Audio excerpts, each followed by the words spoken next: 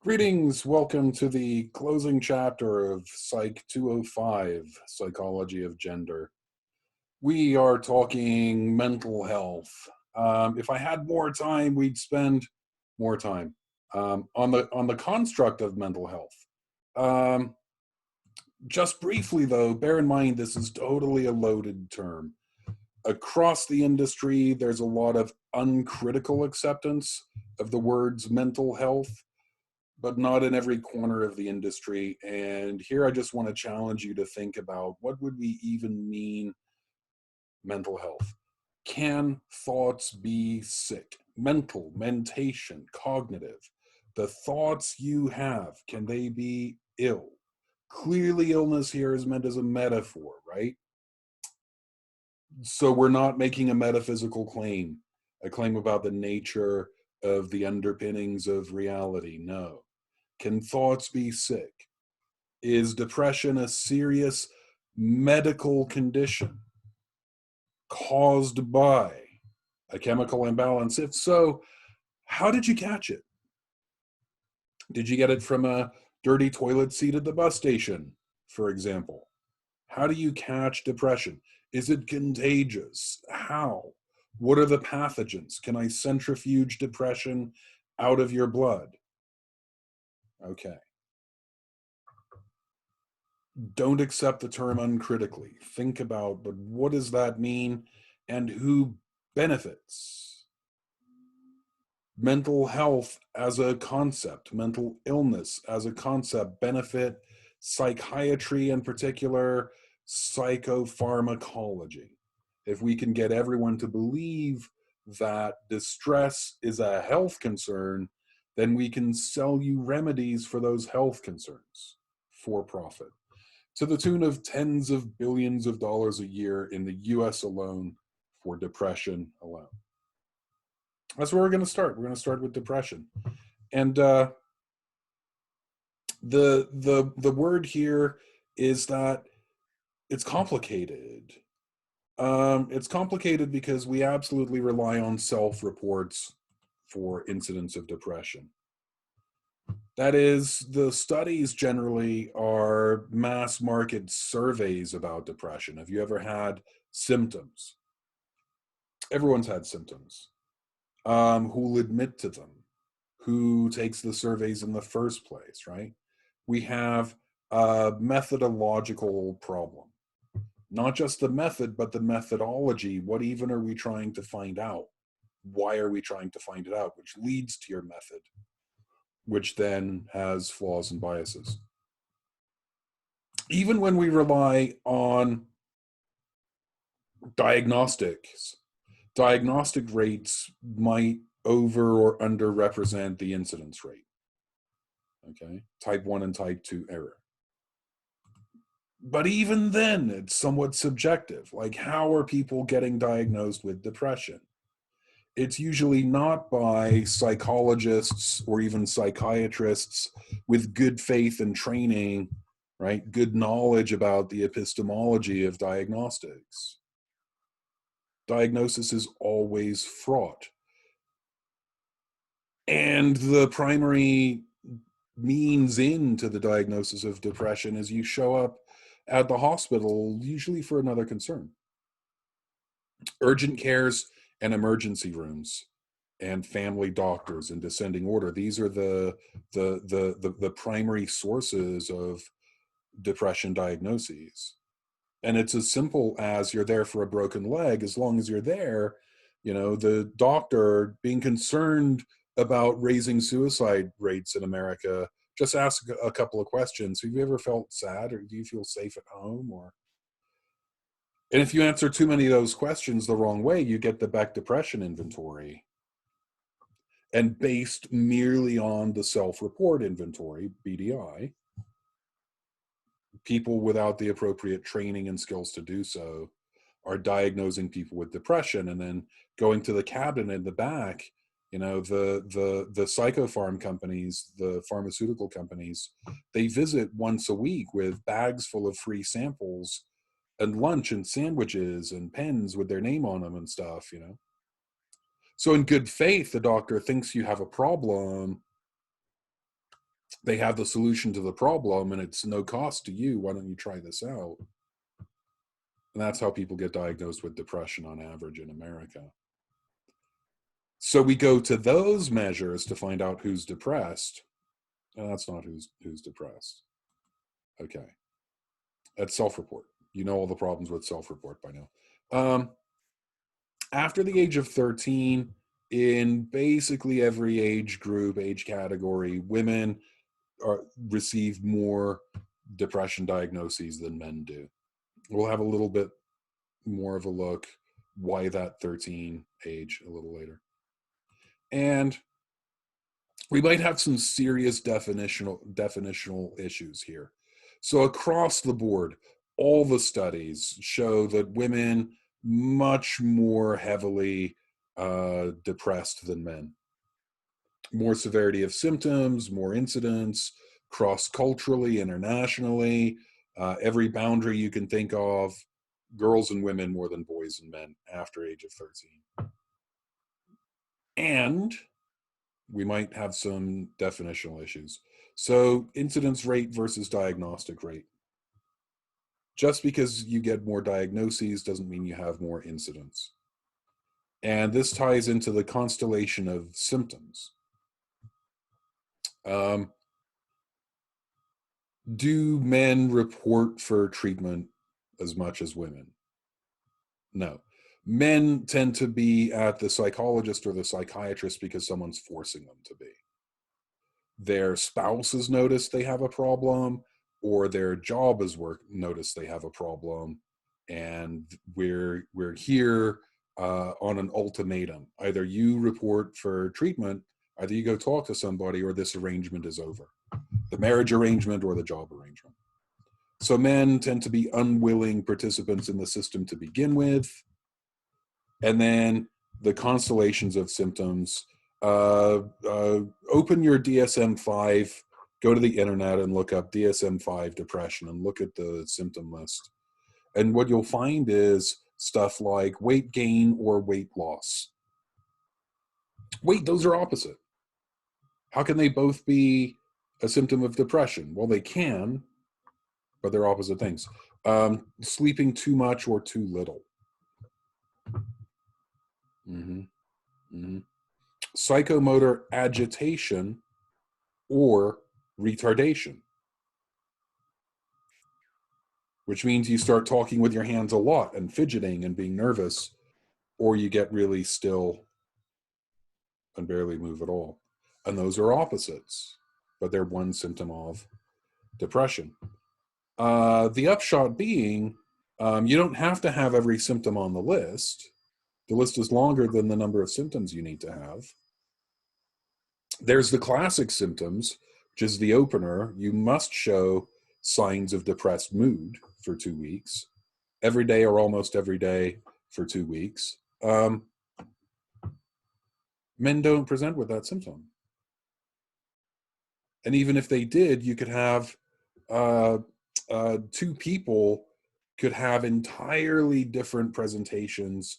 They could have no symptoms in common and still be experiencing depression and still be diagnosed with depression. So for all of these reasons, men might classically present with depression in a way that doesn't ever get recognized and doesn't ever get treated, diagnosed. Okay? Okay.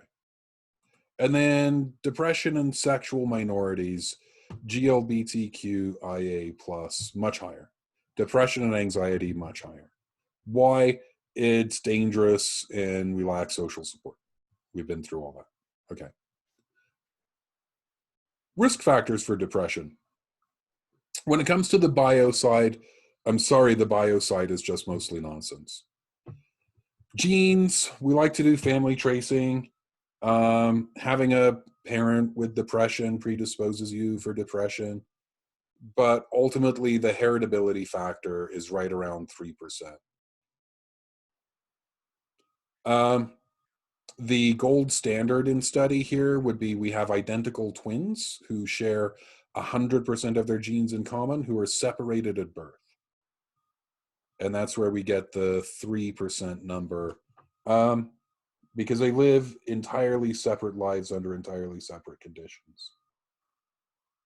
The problem with that is it probably still overestimates the effects of genes, because they do share the maternal environment up until the moment of birth, and then however long they're in the hospital together until one of them's adopted out. Okay. So it's even more complicated than that, but that is the gold standard. Gold standard says 3%. It's basically nothing. Hormones, no study gets to statistical significance. Oxytocin, apparently we've studied that a lot. I wasn't really aware, but it's so complicated that it's meaningless. And then brains, do men and women have different brains that predispose them to different psychological conditions? Maybe there's a study or two that suggests it's possible. And it's getting into oxytocin pathways mostly. But go back to the thing, go find that Royal Institute talk on neurononsense.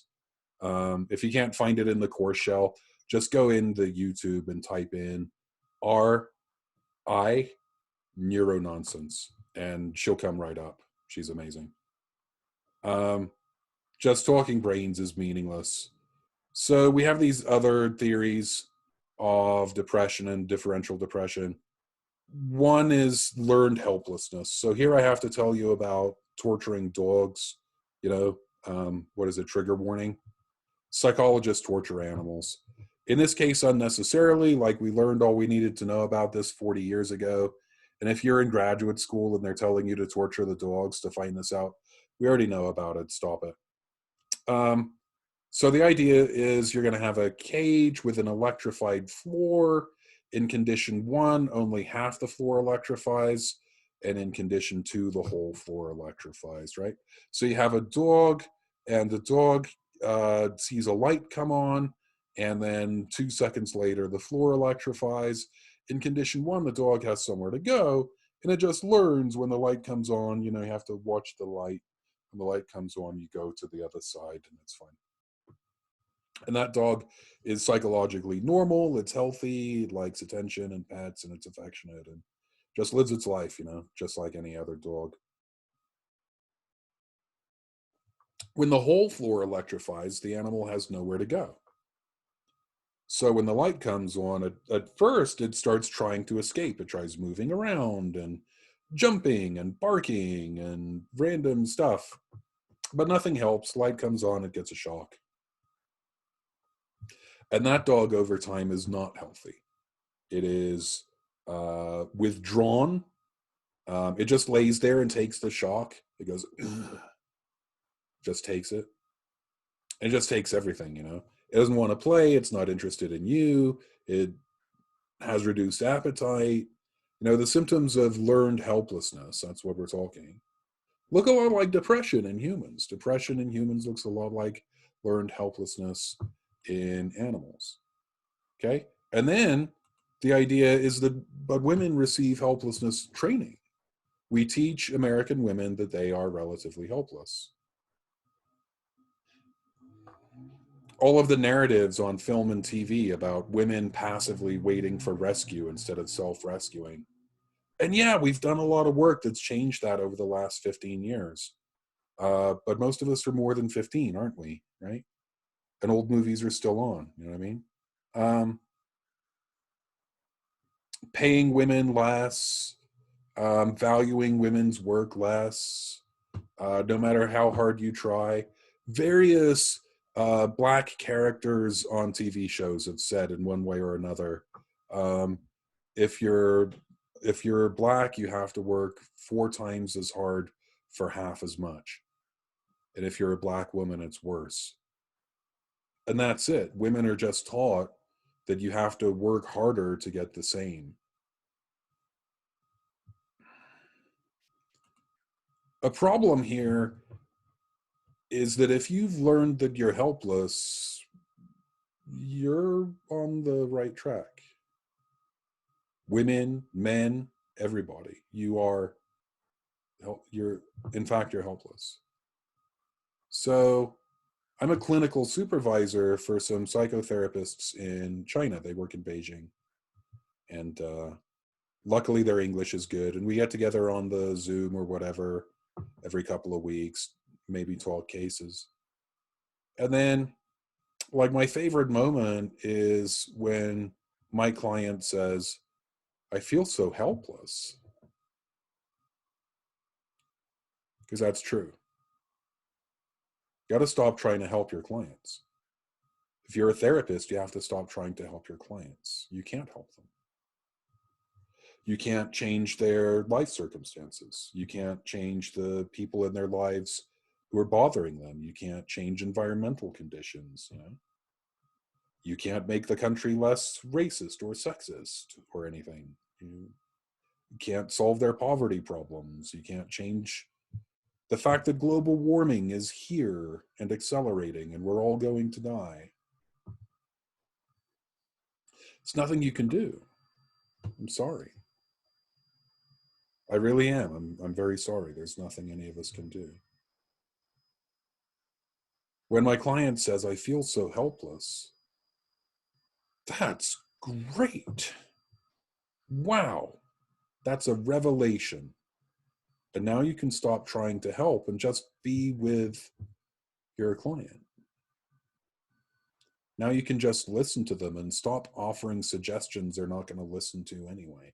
Just make things worse. What they need from you is empathy. So, depressed people might have a pessimistic attributional style. You always think that things are going to come out for the worst, not for the best. You're right about that. It's not going to be okay, man. It's not. You're going to spend your career working for people dumber than you, with worse ideas, in an environment that is geared towards making profits for shareholders, not for the good of the company or the good of the people. These are facts, man. This is a racist, sexist, heterosexist country. And if you believe that, you're right. You're not wrong. Pessimists are accurate. Hey, pessimists live longer. Right. You've seen the blurbs about research that say that optimists are healthier and live longer. That's a half truth. Optimists die young of heart attacks less. Pessimists die less of all other causes of death. Right? If you can find a pessimist riding a motorcycle, they're wearing a helmet. Pessimists fasten their seatbelts. If we absolutely must leap from a perfectly good airplane, we pack our own parachute and we check it twice. Pessimists are staying home during the quarantine. This presents a real difficulty for treatment,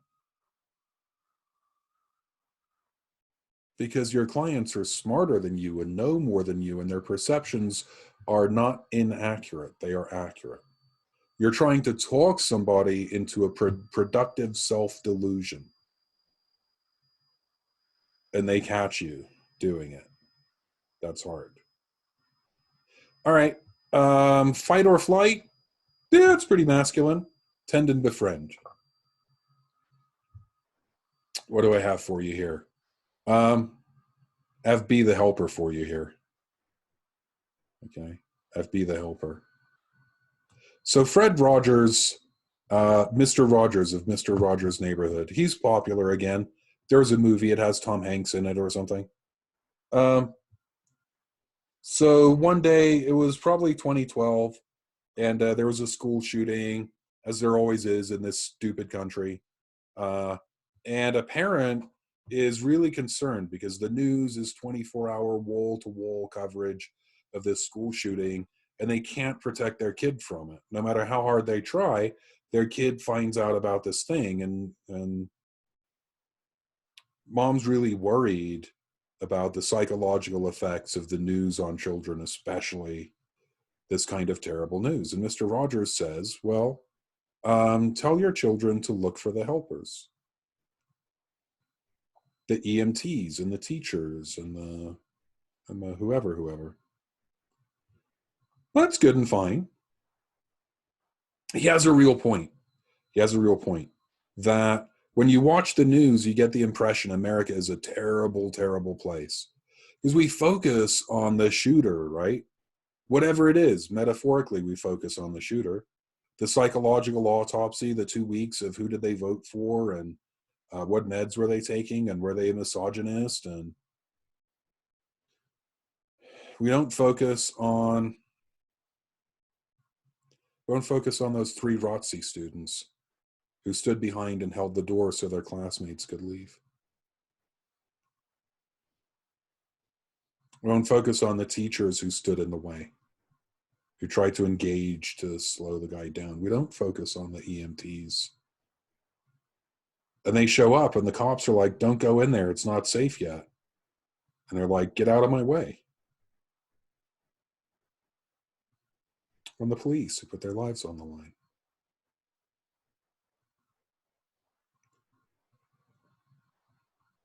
For every numb sucker who shows up with a gun at a school, there's 100 people who show up to help.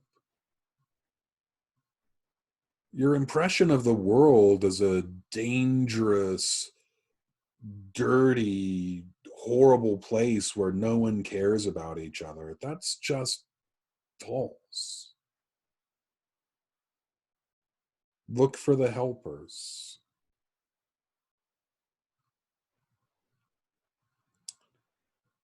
But Fred Rogers was talking to children. And you're not a child. Children need to have their faith in humanity restored. They need to have their balance restored. You're a person. What are you waiting for? You're the one the children are looking to restore that faith. What you have that they don't have is agency. All children are good children because they lack agency. They merely reflect their environment. You can do more than that. Don't look for the helper. Be the helper.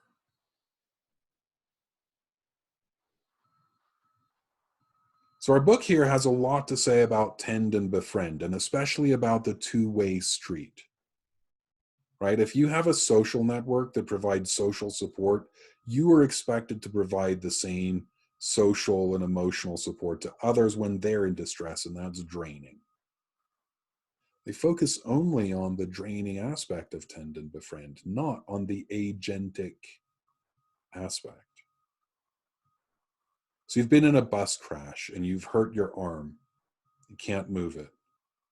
And you have a choice, right? You can go sit on the curb and wait for help with everybody else, or you can strap up your arm, work through the pain, and find people who are hurt worse than you and help them. In the first case, your locus of control is external and getting further away from you. In the second case, when you go and help, your locus of control is being pulled back towards you. You retain a sense of agency. So there's communion here, but it's not unmitigated communion.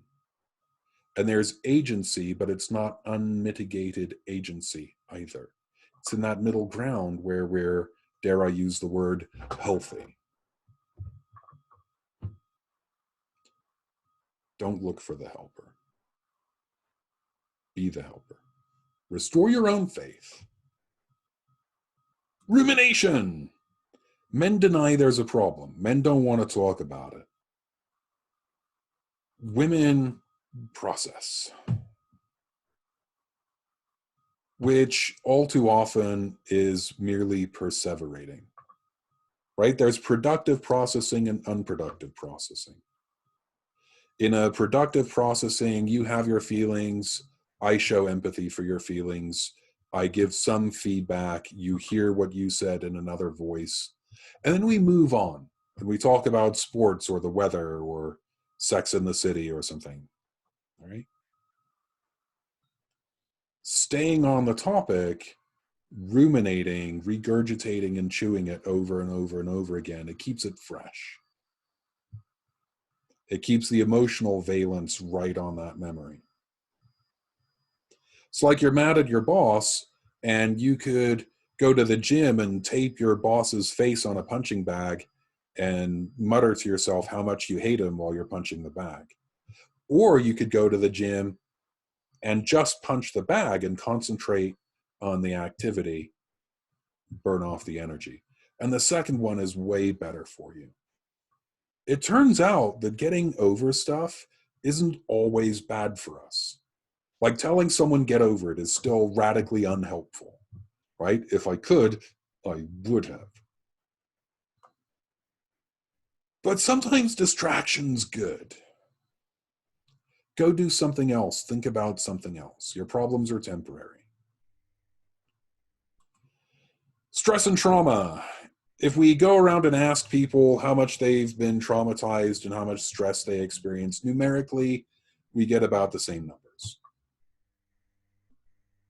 But qualitatively, our experiences of stress and trauma are quite different. Males and females have quite different experiences in the world. Women having more empathy and more socially supportive networks are more impacted by the events that happen to other people. You know, my friend is experiencing chronic poverty, and in the COVID response is going to lose everything. And my other friend, knocked down by the disease, and he's on a ventilator, and he's lost the use of his arms and legs. He'll be in physical therapy for years if he survives. And to me, these are somewhat distant events happening outside the household. For someone with more empathy and more social skills, that stuff would hit home. It's not home, but it would hit there. Men's lives, on the other hand, are more violent. We focus on men's violence against women. The number one risk factor for women is men, okay? But the majority victims of men's violence are other men. Don't talk about it. When we're talking about trauma, women's trauma is more likely vicarious or social. Men's trauma is more likely violent. So in all these conversations, we're circling around communion and agency. And remember that unmitigated communion is bad. An unmitigated agency is bad. That's basically selfishness and megalomania, right? Unmitigated agency. We're talking about the locus of control. How much do you believe you are in control over your life, your outcomes? How much do your choices matter? So when we're talking about men's lives being more violent, that violence doesn't really affect us as much as you would think it would. Because men are more agentic. Men do the jobs and have always had the right to vote and can leave relationships easily, and so on and so on and so on. So we have this sense of agency in the rest of our lives. And if one thing happens that for a minute moves my locus of control further out, a bunch of other stuff is going to happen that's going to bring it back towards me. And women just live less agentic lives. Okay. If we talked about elephants and PTS, this thing about learned helplessness, elephants. So we're out on the plains in Nairobi or something, and our country's mostly game preserves. That's where our money comes from. The world pays us to maintain wildlife preserves, so we do, and there's some tourism and yada yada yada. But poachers come onto the land periodically and shoot the elephants. We're doing everything we can to stop it, but you can't control 12 million square miles of territory or whatever it is with 400 park rangers. You can't. So sometimes what happens is the poachers come in and they murder all the adult elephants and saw off their tusks, but they leave the baby elephants. They only murder the elephants that have ivory. They saw off the tusks and leave the rest of the body just to rot in the sun. So these young bull elephants, when they were babies, witnessed the murder of their whole family. And they survived it, but now they're a rogue bull elephant, right? They've grown up. They're in late adolescence and full of muscle and testosterone and whatever. And one of the problems that they have in the parks is these young rogue elephants start busting into villages. They like to break in to the brewery, drink all the beer, and go on a rampage. Even without the beer, you find elephants murdering rhinoceroses. And elephants and rhinos don't compete, they're not in the same ecological niche. There's no reason for that aggression. That bull has gone rogue. He has PTS. So the treatment for an elephant with PTS is choice therapy. We're going to confine him. Tranquilizers are involved, believe me. We're going to confine him in a big shed. He can't break out of it. And the shed has 2 yards, one in the front, one in the back. And in the front, maybe there's a tire swing tied to a tree to play with. And in the back, there's a pool and some water and a spray hose. And twice a day, I open both doors.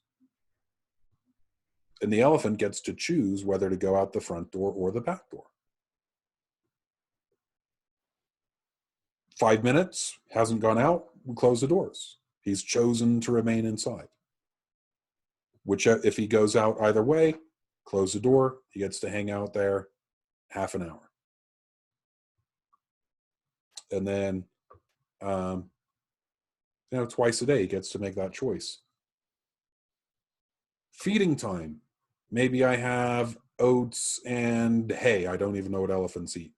But I have 2 food choices. I bring him up both close to the enclosure, and the elephant, whichever one he looks at the longest, I give it to him. And I take the other one away. The elephant's choosing. And 100 times a day, 100 little choices. So that elephant's locus of control is getting dragged out from the far environment closer to his self. He's regaining his sense of agency. His choices matter. When your choices matter, you feel safe, and there's no reason to murder the rhinos. And after 6 months or so of this really intensive, really caring choice therapy, we can let the elephant back out onto the savannah, and he won't murder any more rhinos or break into any more villages, right? He's safe. All through this thing, that's what we're talking about. How much do people have that sense of agency? And in America, because it's a sexist country, men have it and women don't. Okay. Caregiving. When our elders get sick and need support, it is usually overwhelmingly their first daughter who comes home and does the care. Often with no support from any siblings that she has.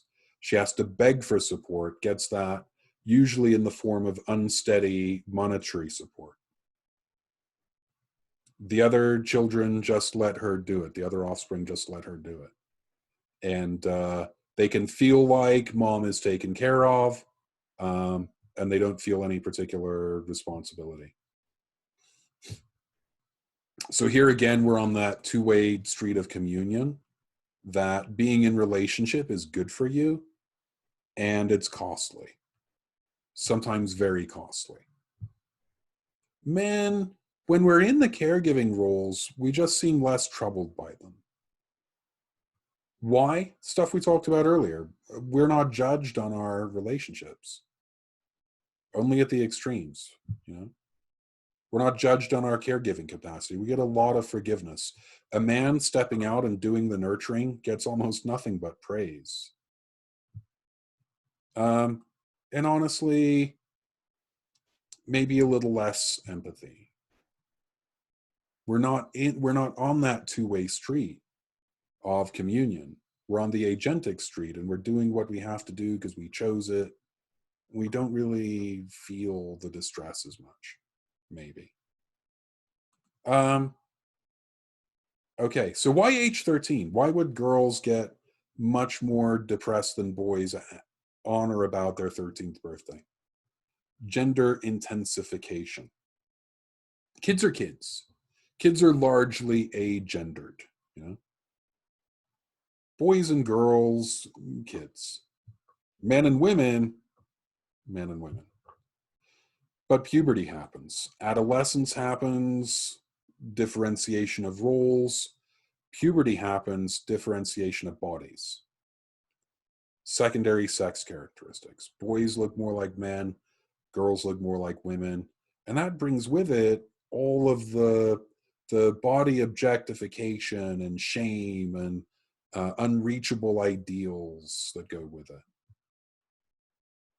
So we have all the evidence listed in the book, but we also have the evidence around early or precocious puberty, right? The earlier a boy hits puberty, usually the better for him.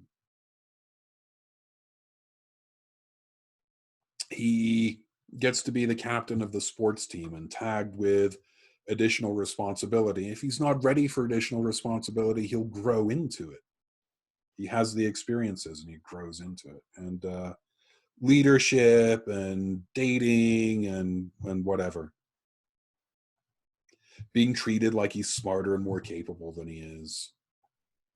Girls, though, if a girl is the first in her class to experience puberty, she's disliked by the other people in the class. The other girls are jealous, and she's often labeled with the epithets of sexual promiscuity. And because she's perceived as older than she is, she can find herself in situations she's not emotionally ready for. Girls who go through puberty earlier tend to date older boys. And older boys are in places, you know, a 15-year-old is in places where 12-year-olds don't belong. Or 15-year-olds honestly don't belong, but so much worse for the 12-year-old to be exposed to drugs and alcohol and sexual pressure. Okay. Don't those really point at very different expectations for men and women for gendered roles in society? Okay. Being overweight and being depressed, these things are hand in hand. Could you be fat and happy? Yeah, sure. Could you be fat and healthy? Absolutely. Absolutely, you could. But depression's fattening. Remember when we're talking about criteria for depression, one of the symptoms is you might gain or lose weight, right? For some people who are depressed, depression leads to weight gain. The psychomotor retardation, you don't feel like doing anything, you don't have the energy to go to the gym, you move slower, you're getting your solace in carbohydrates, you know. Depression's fattening, and being fat's depressing, particularly for women, because of that body objectification. Okay, you can't meet the standard of thin and muscular. Who can in America, please? You can't meet the standard and get depressed. And then the more depressed you are, the less you can meet the standard, and the more depressed you are. It's circular. The things go together. So there's a note in the book on fat talk.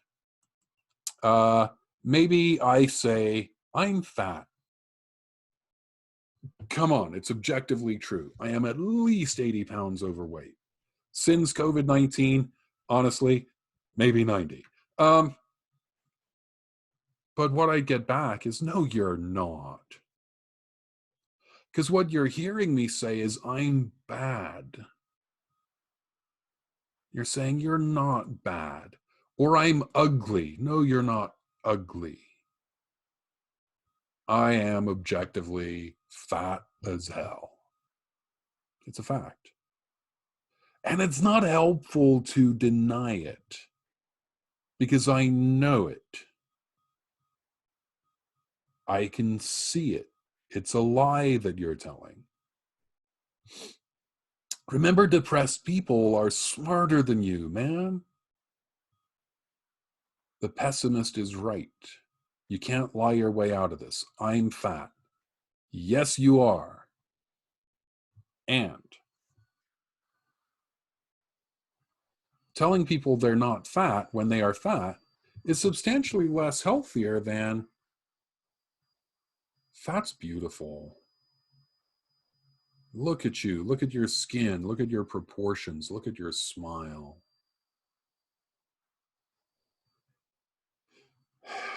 Even that, though, even that reinforces this social standard that your primary value as a woman is about being pleasing to the eye for men, your ability to attract a mate. So this is more helpful than, no, you're not fat, but less helpful than, let's burn down the patriarchy. You're worried about it because you're being judged by your outer appearances, but what do they have to do with you, actually? You know, would being thin make you a better mother? Would it make you a better scientist? Would it make you a better citizen? No, shut up.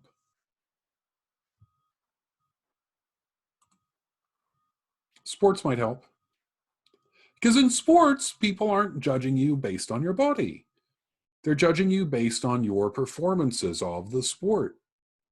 So you get the teamwork, you get the exercise, which is great for your brain, and you get to be valued for what's really valuable about you, which is not what men think when they look at you.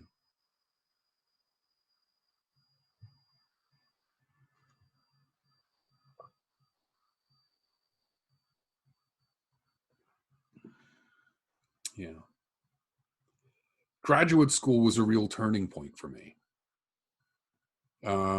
Growing up autistic, being kind of on the left end of the autism spectrum, you know, bad at communication and alienated, but always full of facts and knowledge, and trying to replace social interactions, which I don't understand, with the giving of information, which I possess in droves. It didn't work. As a young man, it didn't work. As a kid, it didn't work. It just led to further alienation and distress. Graduate school, though. In graduate school, for the first time in my life, that high intelligence and knowledge base was valuable. And people wanted the information. I was the guy in graduate school that other students came to when they couldn't understand the professor, because I understood the material and I could put it out in a way that people would understand. For the very first time, I was valued for the trait of intelligence instead of devalued. That's where I'm coming from when I give you this talk about, what are you valued for? Are you valued for irrelevant characteristics? Can you find the place where you're valued for the relevant characteristics? And for some women, sports is that place. Okay.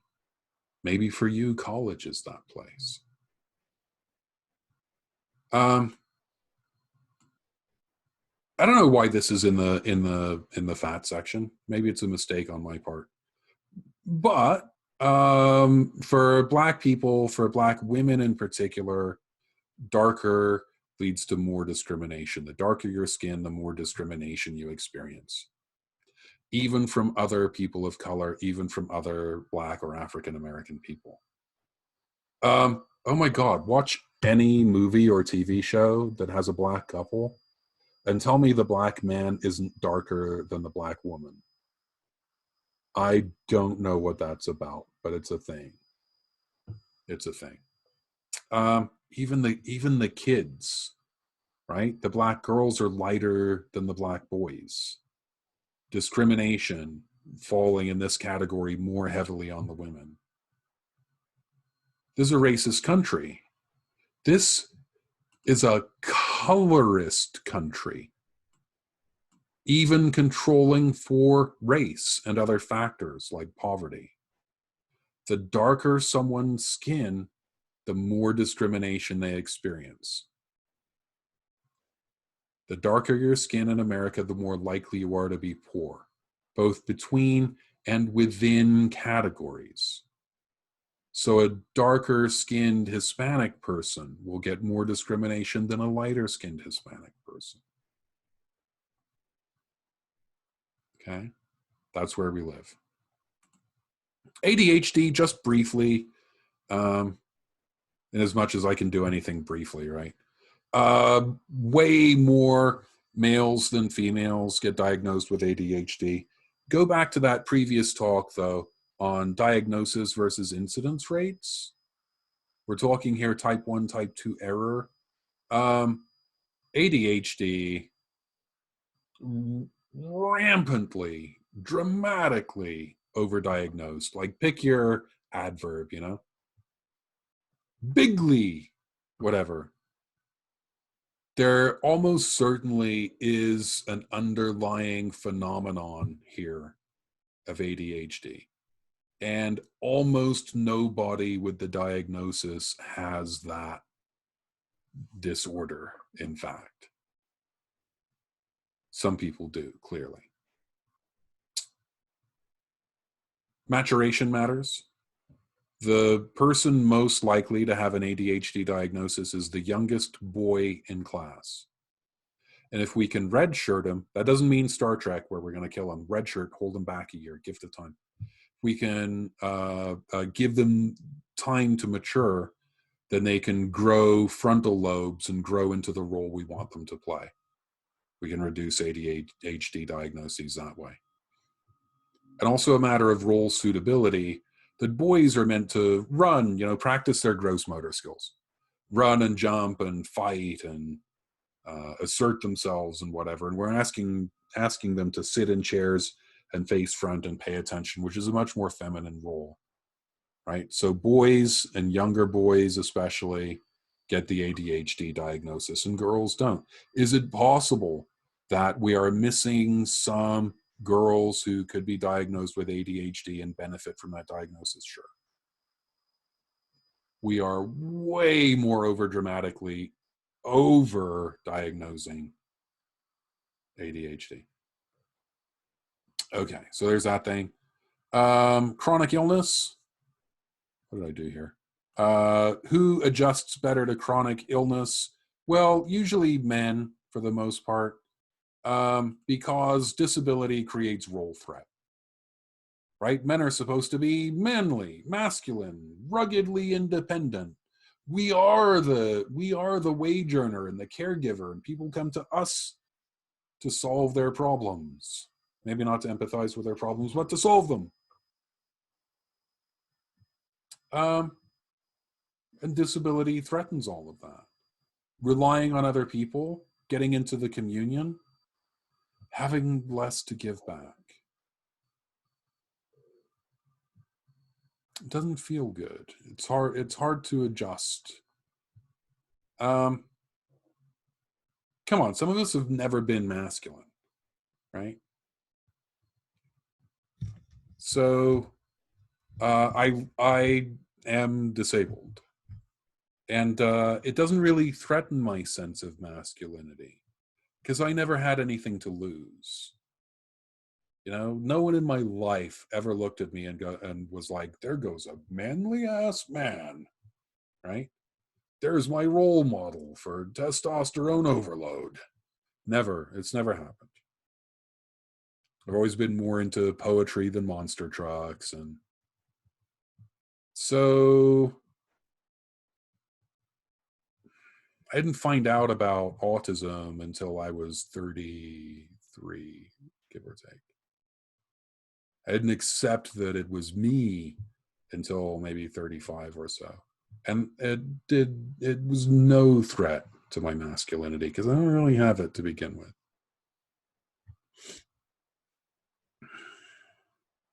So when does the disability happen? Absolutely matters. Someone who grows up with a different ability, a different number of limbs, or ambulates with a chair, or you just grow up that way. No one's ever really looked at you with the expectation, and you don't lose anything, and you can build your own masculinity.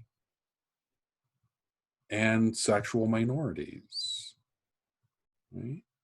If you've never been able to live up to those standards, you can just let them go and build your own version, right? Gay men experience a lot less gender role threat than straight men. Nothing to lose. So when it comes to masculinity, if we can put a newly disabled man into a problem-solving stance, bro, this is just another challenge for you to solve. You're strong. You'll tough your way through it. That kind of talk. Make PT a physical fitness challenge. Then that's a role that men can adopt that accords with their other role in life, and that can be pretty helpful. But the unmitigated agency, that's what hurts. Women tend to adjust better to the disabled role because women already rely on other people. But to the degree that we have interdependence instead of dependence, to the degree that it interferes with the caregiving roles, women might be more or less distressed by that. On average, men will be more distressed. Women will be less distressed, but still distressed, and sometimes very distressed. Okay. Eating disorders. We could spend a day on these, honestly. If you're interested in all this pathology stuff, I want you to get on the Amazon and order yourself a book by Ethan Waters. And the book's called Crazy Like Us. When we're talking eating disorders, bear in mind that the way we do eating disorders is socially constructed. It's a product of life in America and our diagnostic system. Keep that in mind. These are not natural phenomena that we stumbled across, but things that we co-created with people in emotional distress. To a degree, these are iatrogenic illnesses. So eating disorders, anorexia, bulimia, binge eating, much, much more common among women.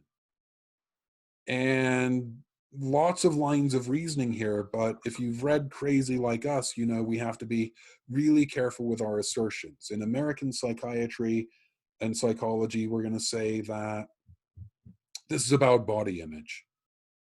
Women know they're supposed to eat salad and restrict their caloric intake and work out and be fit. So when they eat a slice of pizza, they feel guilty about it, and that guilt can get really pathological. So she eats the pizza, feels really bad, runs to the bathroom and throws it up. And if we do that with most of our meals, we're bulimic.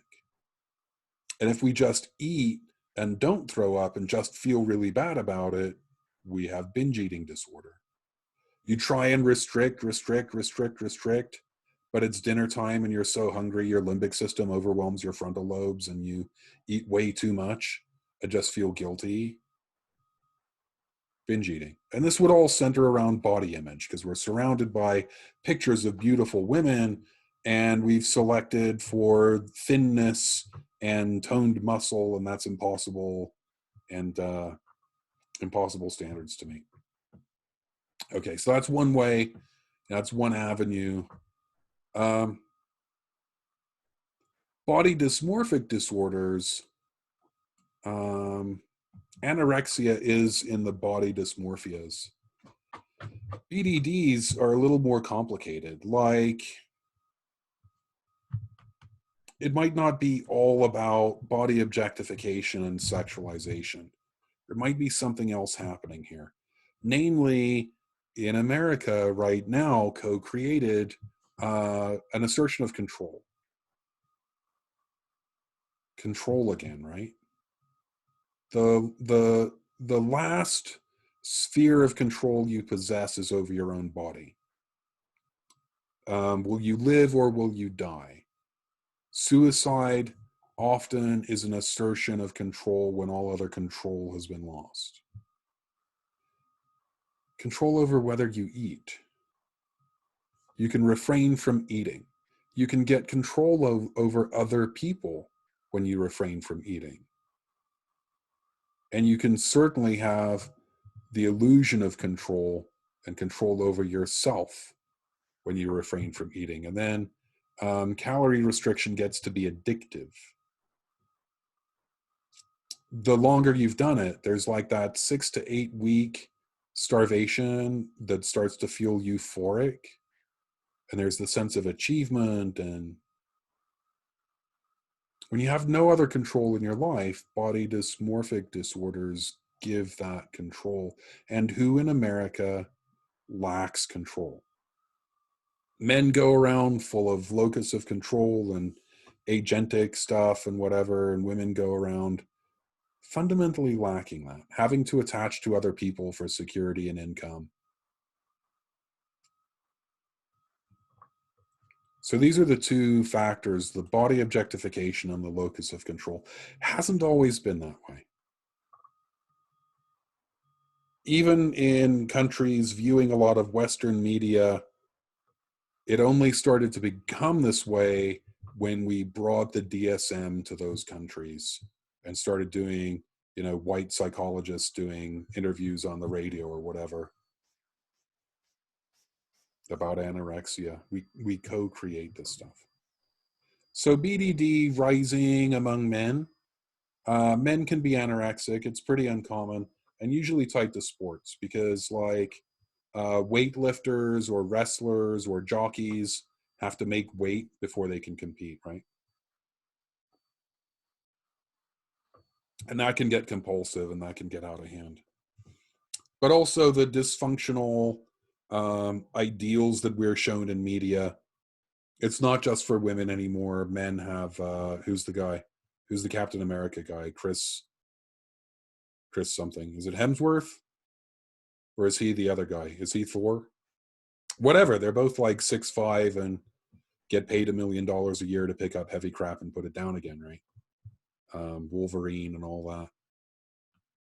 So rising among men, nothing like the level among women at this time. Why? Well, a little more body objectification than we used to have, but really our locus of control hasn't substantially shifted in 50 years. All right, suicide, as long as we're talking about cheerful topics, let's go ahead and make this a big heading. Okay, so women are more depressed than men. We've established that. at least more depressed in a certain type than men. And being more depressed, attempt more suicide. Suicide happens when a situation is both intolerable and inescapable. The last escape for an intolerable situation is suicide. So women are substantially more likely than men to attempt suicide, but men are 4 times more likely to die by suicide, especially elderly men. So when you're looking at the mortality charts across the lifespan, the leading cause of death for young African American men, like 15 to 24, is homicide, and then suicide's right in that risk. But why would that be? Why would suicide be the 3rd leading cause of death among young men of all races? Because we're not dying of anything else, right? It gives the false impression that suicide is a young man's problem, and in fact, it's everyone's problem, and it's especially an old man's problem. Over 65, when men are running into their disability phase of life. They're no longer the breadwinner. They've become irrelevant. Nobody visits. They're starting to become burdensome on other people. That's when suicide's the most likely to happen. Okay? So it's nothing like a leading cause of death for elders, because elders are dying of other things. But for age groups, right, suicide occurs at the top end, not the bottom end. Why would it be that men complete by a factor of 4 more than women do? The easy answer is guns. Men own the guns and know how to use them. And then other risk factors like impulsivity, yeah, that's men. Just being inconsiderate. Like women like their suicides to be tidy and not bother anybody when they're dead. And men are just fine, like making a mess. I don't want to get too graphic, but I think you can work that out. Pain tolerance. So when women cut, they tend to survive, and when men cut, they tend not to, because men cut deeper. I know the pain tolerance thing is controversial to you. It's just not, though, really, honestly. Yeah, so there's that. We have a gender paradox here. When it comes to suicide, for men, completing suicide is masculine. Killing yourself as a gesture, way to go, bro. But failing at it is feminine. So there's more pressure. If you're going to do it, you have to do it right, God, I've worked with so many people who've failed at suicide. One gentleman at the psychiatric hospital, he was schizophrenic and suicidal, and he tried to cut his wrists, and he did pretty good, actually. He severed all the tendons, but still survived. He didn't get deep enough to get into the veins and stuff, and he was discovered. So because he cut all these tendons, he couldn't draw his hand in like this anymore, right? These tendons pull the fingers down. So he couldn't hold a pen, and he couldn't hold a cigarette because his hand was permanently like this. He had to jam it in there, and he had this stuff to pull the fingers together. He smoked like this. And gave himself a disability. And that's in this paradigm, right? He made another dependency. He tried to kill himself. He was too weak to do it, and he had to live with a disability forever. So that's more pressure, right? That's more pressure on men. If you're going to do it, men can't even snack gently. Listen to the commercials for Doritos and stuff like that. Snack like you mean it. Snap into a Slim Jim. Whatever. Come on. Back off.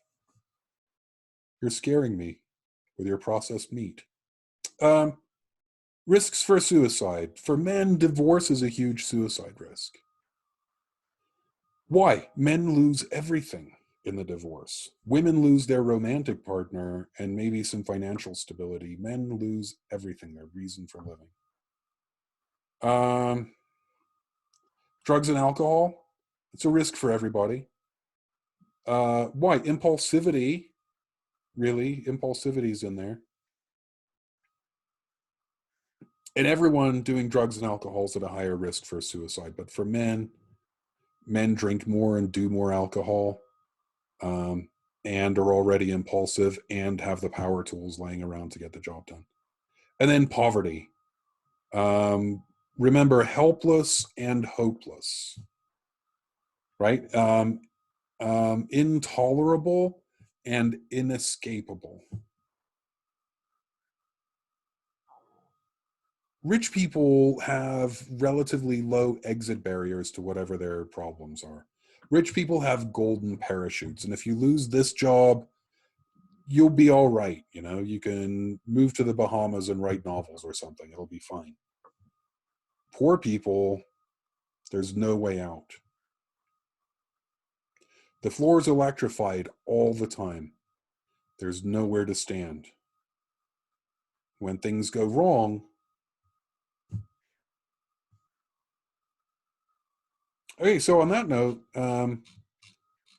hey, we're done with this book.